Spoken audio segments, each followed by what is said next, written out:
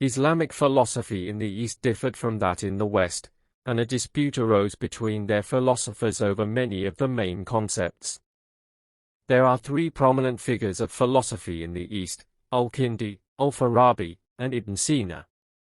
Their notables in the West are also three: Ibn Bajjah, Ibn Tufail, and Ibn Rushd. It was natural for philosophy to arise in the East before it appeared in the West. This is because civilization was concentrated in the Levant and Persia after moving from Athens and Alexandria. When Islam appeared and the Arabs took control of Persia, the Levant, and Egypt, and the center of the caliphate moved from Hijaz to Damascus, which became the headquarters of the Umayyads politically, two major cities emerged that played a major role in the history of Islamic thought: Basra and Kufa. Cultural leadership continued to prevail in these two cities, until the Abbasids seized power and founded the city of Baghdad. The cultural leadership was taken away from them, and Baghdad became the seat of government and caliphate, and the center of science, philosophy, and civilization, and attracted scholars and thinkers from far and wide, until it became more like Athens in the 5th century BC, or Paris in the 19th century AD, a center of world culture. In this intellectual and political atmosphere, the Arab philosopher or philosopher of Islam, Yaqub bin Ishaq al-Kindi, appeared. Al-Kindi, 185–252 AH, 801–865 AD. His full name is Abu Yusuf Yaqub bin Ishaq bin al-Sabah bin Imran bin Ismail bin Muhammad bin al-Ash'ath bin Qais al-Kindi, from the Kinda tribe, one of the most honorable Arab families, a tribe in Yemen and the Hijaz.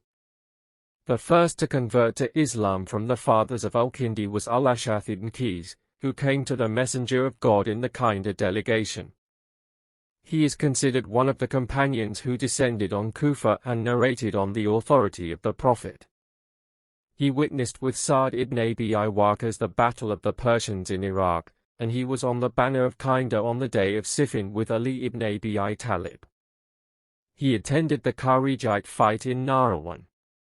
As for his son Muhammad, Ibn al-Zubayr appointed him governor of Mosul. In the year 85 AH, Abd al-Rahman bin al-Ash'ath rebelled against al-Hajjaj and was killed. Banu al-Ash'ath no longer had any status with the Marwan family after that. However, al-Kindi's house in Kufa remained one of the houses of glory, until the Abbasids took over the caliphate and they reappeared. Ishaq ibn al-Sabah took over Kufa during the days of the Mahdi and al-Rashid, and gave birth to his son Yaqub, who is our philosopher, in the most prosperous Islamic era. Al-Kindi learned the religious sciences and theology, and actively participated in the industry foreign to Islam, by which we mean philosophy. He transferred some of the books of philosophers from the Syriac language that he knew, and repaired other books of some translators, such as the Book of Godliness, which was translated by Ibn Naima al-Homsi. For this reason, some Arab historians counted him as a translator, as the author of Tabakat al-Tib mentioned. The skilled people in translation in Islam are four: Hunayn bin Ishaq, Yaqub bin Ishaq al-Kindi, Thabit bin Qurra, and Omar bin al-Farkan al-Tabari. This does not mean that he was only a translator. He translated many philosophical books, clarified the problematic ones, summarized the difficult ones, and simplified the difficult ones, as Ibn Jaljal says in the book Classes of Physicians. But in addition to that, Ibn Jaljal also said, he was knowledgeable in medicine, philosophy, arithmetic, logic, and the composition of melody, and geometry, the nature of numbers, shape, and astrology, which indicates his exploration of the sciences before he philosophized, and which supports our theory that we go to in this book. It is not surprising that al-Kindi is interested in science, as he grew up in Kufa, which was the seat of chemistry in particular. We know that al-Kindi had a special interest in this science, and a treatise of his writing, on the chemistry of perfume, remains, which was recently published in Leipzig with its translation into German. When he moved from Kufa to Baghdad, he came into closer contact with the scientific and philosophical culture and was surrounded by all of them, and he was encouraged to do so by his relationship with Al-Ma'mun and Al-Mu'tazim, then with Ahmed ibn al-Mu'tazim, who was his special tutor, and to whom al-Kindi dedicated many of his letters. Concerning this, Ibn Nubata says in his book Sa al-Uyun, Al-Mu'tazim's state was decorated with him and his works. He also played a role in the caliphate of al-Mutawakkil, and put envious people between them, until al-Mutawakkil beat him and took his library called al-Kindiyya, and there is no doubt that it was full of precious things to make it famous to this extent. Al-Jahiz reported in al-Barqla on the authority of al-Kindi that he was stingy in that famous caricature in which he depicted him. However, it seems that he was luxuriant in his private life, collecting rare animal rarities in his home garden, as al-Jahiz mentioned in his book Al-Zihu. However, he seemed to be isolated from the public, devoting himself to his books and writing. What is mentioned in this regard is that his neighbor was one of the major merchants, and his son fell ill with a mental illness that became difficult for him to deceive doctors, and there was no affection between him and al-Kindi despite the neighborhood. When the merchant asked the people of opinion, they said to him, "You are in the neighborhood of the philosopher of his time, and the most knowledgeable among people about the treatment of this disease. The reason is, if you went to him, you would find in him what you like." Al-Kindi treated him with music until he healed him. Because of this knowledge of all the sciences and knowledge, and because he was an Arab and a Muslim, unlike the Syriac doctors who worked in these sciences and translated them, he was rightly called the philosopher of the Arabs, just as he was called the philosopher of Islam. His philosophy was unknown to us because his books were missing, until 20 few written treatises were soon found, and those working in Islamic philosophy, including Orientalists and Arabs, were able to publish them. This made it easier for a clearer light to be shed on his philosophy and its status. Point 1. Al-Kindi is credited with making philosophy one of the Islamic knowledges, after he reconciled it with Islam. In his book to Ahmed ibn al-Mu'tazim Billah on First Philosophy, he argues that both religion and philosophy seek truth, while religion follows the path of Sharia, and philosophy follows the method of proof. Philosophy is the highest status and most honorable of all human industries, and it alone is the knowledge of things in their truths to the extent of human capacity. The most honorable and highest-ranking philosophy is the first philosophy. He means metaphysics, I mean the science of the first truth, which is the cause of all truth. 2. Knowledge of the truth, then, is the demand of philosophy, and all Islamic philosophers exalted the importance of the truth, and made it something eternally stable in a world higher and loftier than this world of ours, which is subject to change, observation, and experimentation. This is an inheritance that the Arabs took from the Greek philosophers, but the philosophers meant by truth what corresponds to falsehood, and they sought knowledge of the facts of things, not their apparent appearances to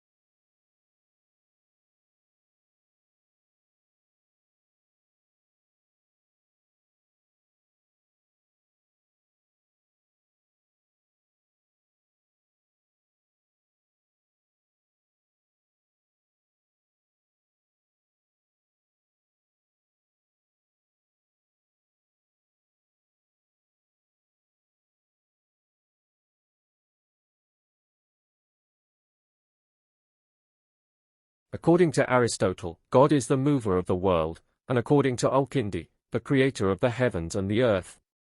It seems that Al-Kindi was the first in Islamic philosophy to classify theoretical philosophy into mathematical, natural, and deistic.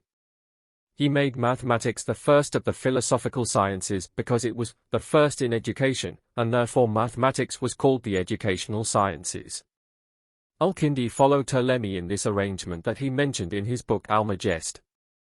He was the first to establish Islamic philosophy as a way of reconciling it with Islam, and his successors followed in his footsteps. However, he was confused between Peripateticism and Neoplatonism because of his reform of Plotinus's Enneads, known as deism, and he did not realize that they differed from Aristotle's doctrine. He was also confused about the matter of the mind and the soul, so he wrote letters at times based on Aristotle, and other letters following Plotinus. We will present this in detail when talking about the topics of Islamic philosophy later. The ancients blamed him for not penetrating the depths of logic, and he only achieved from it the art of analysis, but proof was not succeeded in understanding it. There is not enough space to present his philosophy in detail, but we would like to conclude this word about the Arab philosopher by saying that he was an image of the Islamic civilization that reached the height of its prosperity in that Abbasid era.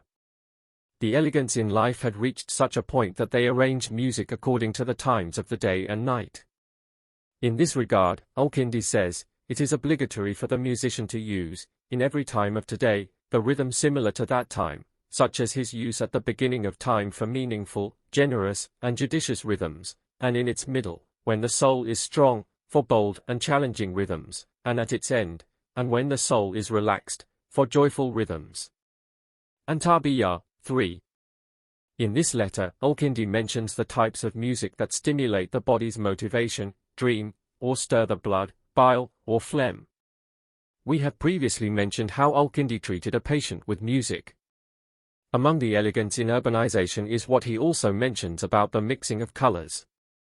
Redness and yellowness stimulate the pleasure force, and when yellowness is combined with black, the pleasure force is stirred, and if whiteness, which has been tinged with yellowness, which is apple, is combined with redness, the pleasure force moved with the longing force. If all the colors are combined with each other, like spice mixed on the cheeks of girls, all forces were moved. Moods of smells and perfumes have psychological effects. If the scent of jasmine and narcissus is mixed, the power of comfort and pleasure is stirred, and if iris is mixed with roses, the loving force moved with the honorary.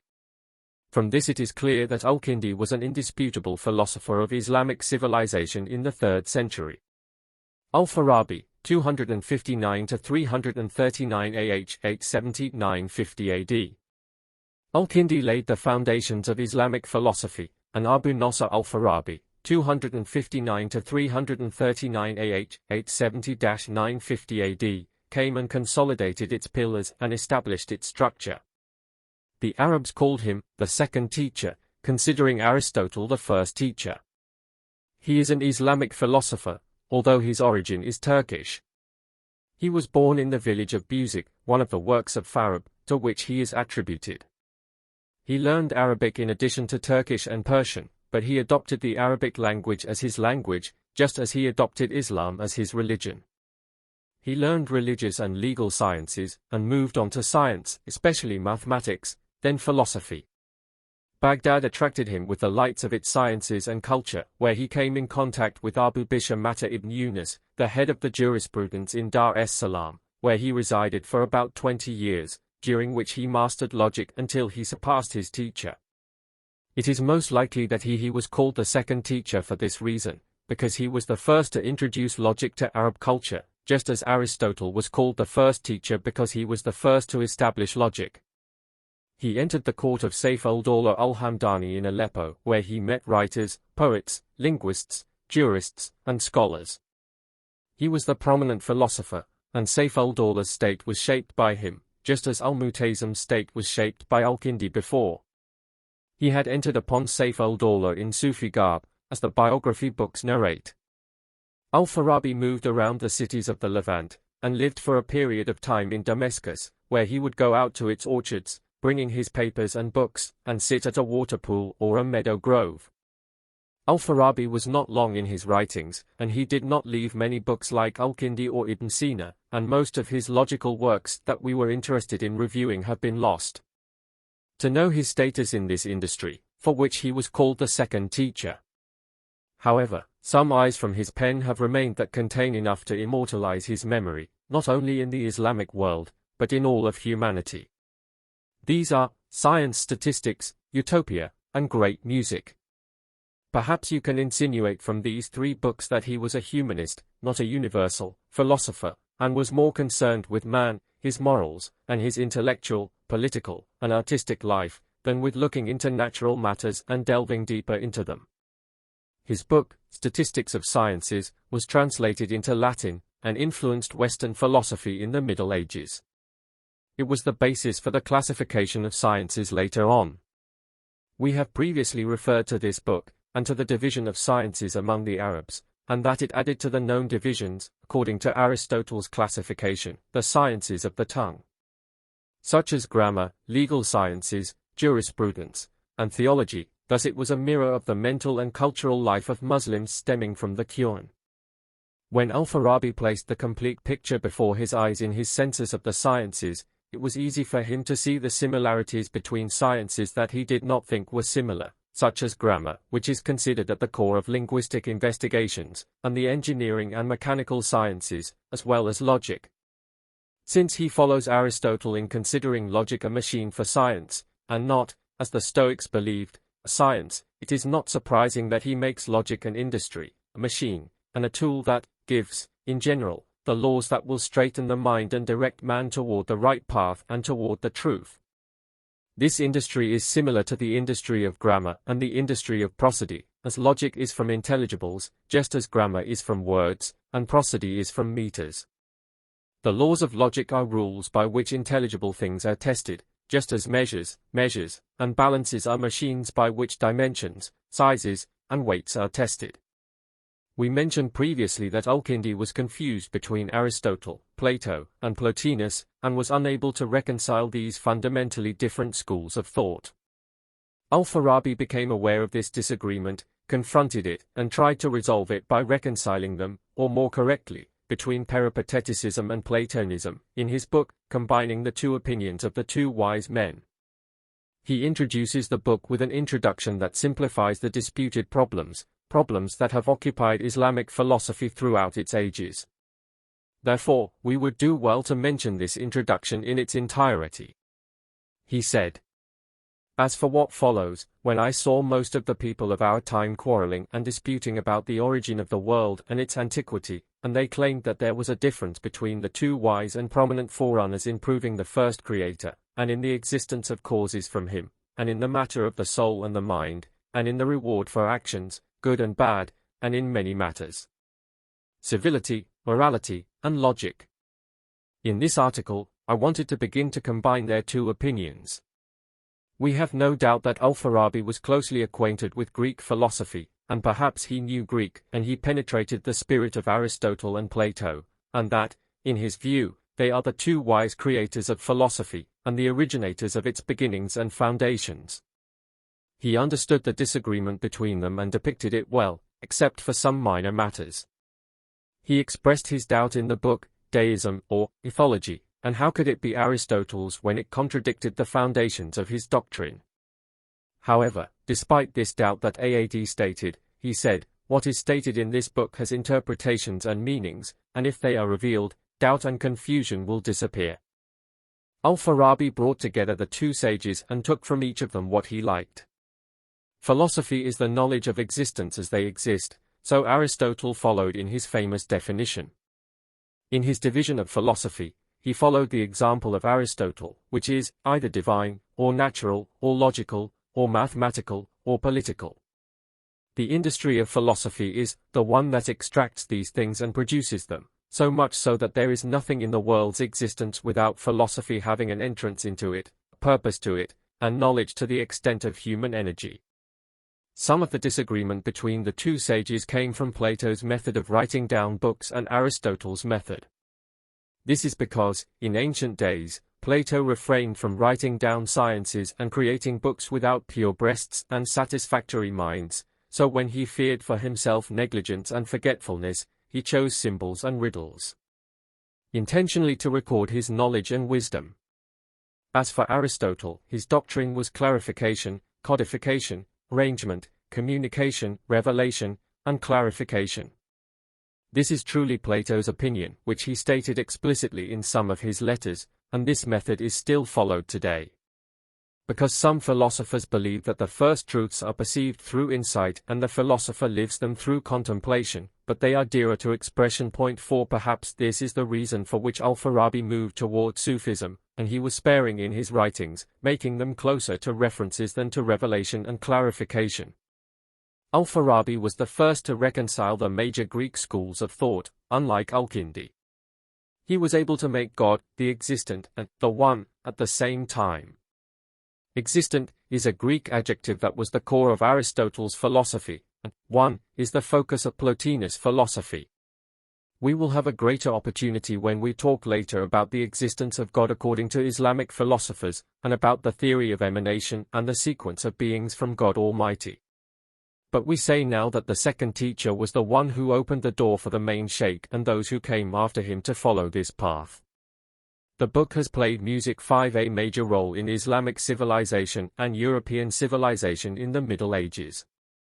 It is natural for Al-Farabi to take up this field from the predecessors, but he seems to be the first to make music a science based on theoretical rules. For this reason, some Arab historians argued that Al-Farabi was called the second teacher because he was the first to lay the foundations of phonetic teachings, just as Aristotle was called the first teacher because he was the first to establish the rules of logic. Al-Farabi turned his attention to politics, in which he wrote The Virtuous City, and a few other treatises, including Achieving Happiness, Civil Policies, and Admonition for the Cause of Happiness. His general opinion on the goodness of the state is that it must be based on virtuous morals on the one hand, and on industries on the other hand. He has three types of virtues: theoretical, intellectual, and moral. He said in Attaining Happiness, the human things that, if they happen among nations and the people of cities, bring them minimum happiness in the first life, and maximum happiness in the afterlife, are of four types: theoretical virtues, intellectual virtues, moral virtues, and practical industries. The theoretical virtues are the various sciences that aim to know existing things, and they are of two types: innate, intuitive sciences, and others that are obtained through contemplation, examination, deduction, teaching, and learning. There are three sciences: mathematical, natural, divine, or metaphysical. Intellectual virtues are useful in achieving the goals that a person sets before his eyes, and then strives to achieve them. To the extent that the ends were beneficial and beautiful, the means were beneficial and beautiful as well. The path to attaining the beneficial and the beautiful, and the most useful and beautiful in ideas and in the practical industries by which the development of nations is established, is to possess moral virtues. Ibn Sina, 370–428 AH 980–1036 AD. Islamic philosophy reached its zenith with the chief sheikh, Abu Ali al-Hussein bin Abdullah bin Sina, 370–428 AH 980–1036 AD. He is the one who wrote abundant works on it in each of its branches, and no significant progress was made after him. Rather, most philosophers were commentators on his books, such as Al-Razi and Al-Tusi. At the same time, philosophy became represented in his person, until he became a target for the arrows of those who attacked it when evil was intended. If Al-Kindi was an Arab, and Al-Farabi was a Turkish, then Ibn Sina was a Persian, which indicates the universal tendency of Islamic civilization. The credit for this goes to her religion, which is Islam, and to her language, which is Arabic. Just as Al-Mutazim's court was adorned with Al-Kindi and his works, and the court of Saif al-Dawla was adorned with Al-Farabi and his opinions, the Buyid state in Persia shined with the sheikh, and the ancients were content with saying sheikh so that it could be understood that what was meant was Ibn Sina, in the late 4th and early 5th centuries. Sultan Mahmud al-Ghaznawi wanted to attract Ibn Sina to his court, but he refused and preferred to remain in Persia. After leaving Bukhara, Ibn Sina went to the court of Ali bin Abbas in Khwarizm, where he met a number of scholars and sages. Among them are Abu al-Rayhan al-Biruni, Abu Sal al-Kristi, and Abu al-Khair al-Qimah. Al-Biruni was in the position of Abu Mushar in the science of astrology, and Abu al-Khair was third to Hippocrates and Galen in medicine, and Ibn Sina and Abu Sal al-Kristi were successors to Aristotle in the science of wisdom, and in this regard, al-Nizami al-Aradi says in his book, Jaha Makala, this group in the palace was rich in resources, matters of the world, and they were friendly to each other through dialogue and good living through correspondence. Then Sultan Mahmud al-Ghaznawi sent a request for them to his council to honor them and benefit from their knowledge, but Ibn Sina did not accept and fled to Gurjan with Prince Qaboos.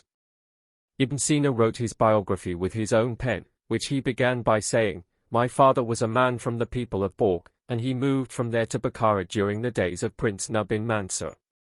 It is a beautiful biography completed by his student Al-Jawzjani, from which it can be concluded that he completed learning the Quran, literature, and Arabic at the age of 10, and took jurisprudence from Ismail al-Zahid, and arithmetic and geometry from Abu Abdullah al-Natli, and after that he began reading books to himself and reading explanations until he mastered the science of logic and the book of Euclid. In engineering, he also memorized medicine and mastered all the sciences when he was 18. He narrates in his biography that he had memorized the book, Beyond Nature, by heart without understanding it, until he came across Al-Farabi's book in achieving Aristotle's purposes in this book, and he was able to solve its riddles, which indicates his recognition of the professorship of the second teacher. The reason for his contact with Nuh bin Mansur was that when he moved to Bukhara, he was invited to treat him and healed him, and then the prince allowed him to see his bookstore, which was full of thousands of books, and Ibn Sina memorized them all, as his memory was extraordinary. He wrote his first book on the soul in the style of Aristotle for Prince Noah, and the book was called The President's Gift to the Prince, and it is a study of psychic powers.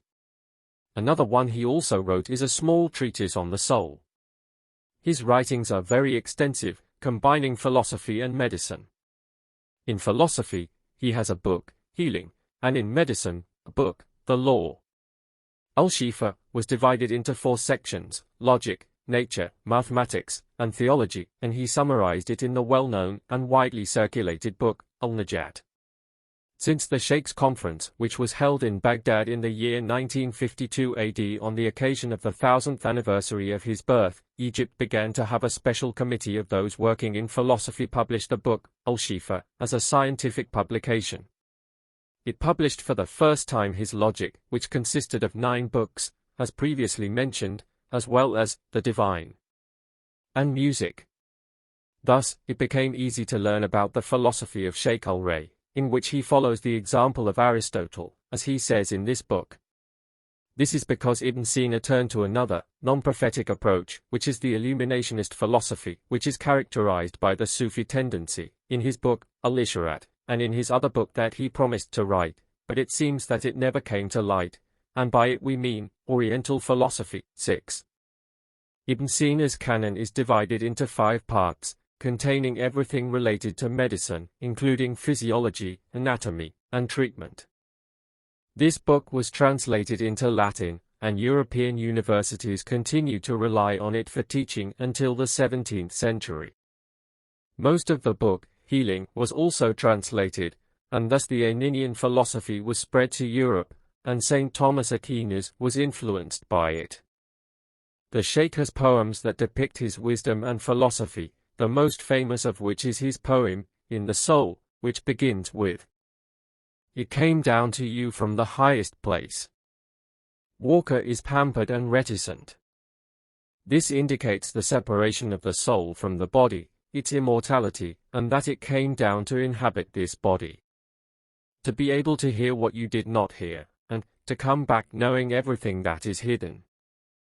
He organized many sciences into educational books to make it easy to memorize, including his double poem on logic and his poem on medicine, which many philosophers, including Ibn Rushd, were able to explain, and here is its beginning. Medicine is the preservation of health, innocence, and illness, from a cause in the body and from a symptom. Ibn Sina was concerned with observation and experimentation and extracted universal laws from them. At the beginning of the law, he laid down rules for experimentation that preceded John Stuart Mill by many centuries. These observations and experiences made it easy for him to find the causes of many diseases and the way to treat them, such as cancer, bladder diseases, and he was the first to describe stomach ulcers, and so on. 7. There is no dispute that Ibn Sina's work in medicine influenced his philosophy in terms of the approach he follows in thinking. He believed in experiments, conducting them on animals, tracking them and seeing their effect, and testing medicine on them before trying them on humans. This supports what we argued before, that the philosophers of Islam were scholars before they were philosophers. Ibn Sina was influenced in his youth by Ismailism and the esoteric doctrine, and he used to hear their preacher speaking to his father and older brother discussing the matter of the soul and the mind in their way, but as he said in his biography, he did not accept this doctrine and turned away from it. What is more likely is that he was independent in his thinking, rising above all Sunnis and Shiites, and came up with a new Sinai doctrine. Therefore, it was futile to search for whether his faith was Shiite or Sunni. Because as a philosopher he had an independent view of the truth, whether philosophical or religious. It is enough that he ignored all the evidence that was common to prove the existence of God, and called for a new theory that God is necessary to exist, after dividing what exists rationally into necessary, possible, and impossible. Therefore, he has a doctrine of existence, and if he is not completely innovative, then he is at least completely distinct from others. For this reason, Sheikh al-Ray became a representative of Islamic philosophy, after its features became clear through him. He believes that the whole world is connected to all its parts, from the necessary existence to the world of elements and the pure matter. In doing so, he combines Aristotelianism with Neoplatonism, a combination that Al-Farabi began before.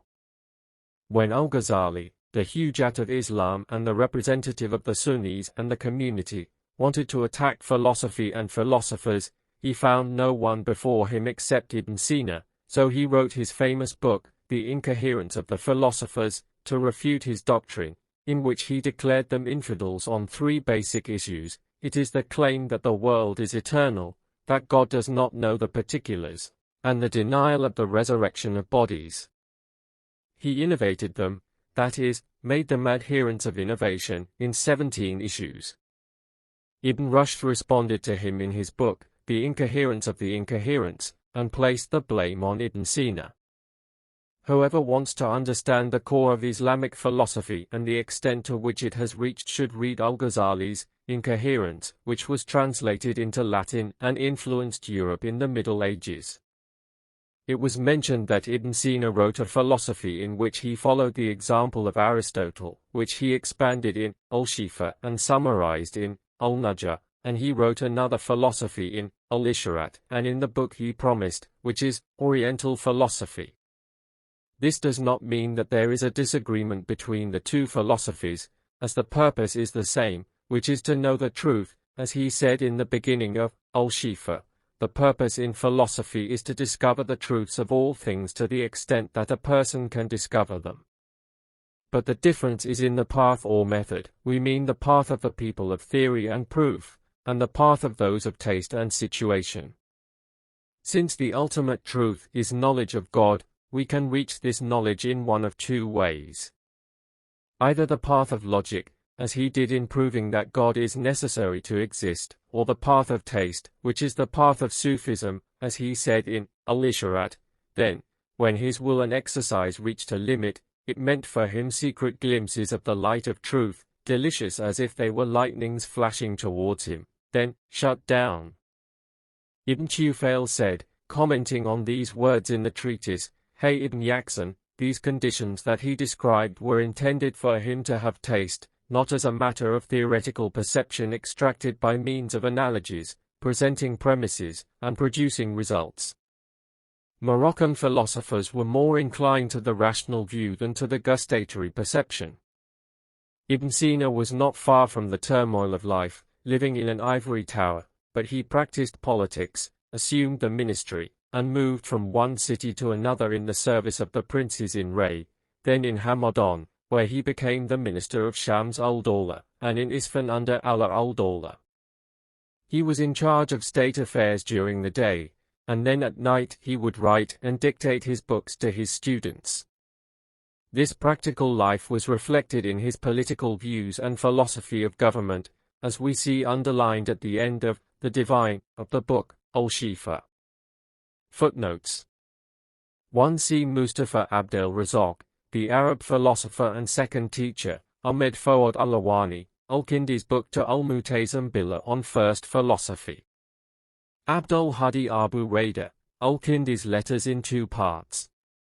Mahmud Al-Hafni, Al-Kindi's treatise on music, The Chemistry of Perfume, published by Leipzig, a treatise on repelling toxins, also published by Leipzig. 2. Al-Ahwani, Al-Kindi's book on First Philosophy, Isa Al-Halabi Press, page 78. 3. Message of Music, printed by Mahmud Al-Hafni. 4. See our book on Plato, published by Dar al-Ma'arif. 5. The Orientalist de Lange translated part of this book into French. Dr. Mahmud Al-Hafni prepared it for publication and will appear soon. 6. It was published several times, including an edition by a fact publishing house in 2019 AD, editor. 7. See our book on Ibn Sina in the Dar al-Ma'arif series on the geniuses of Arab thought, in which it is proven by many Arabic and European references.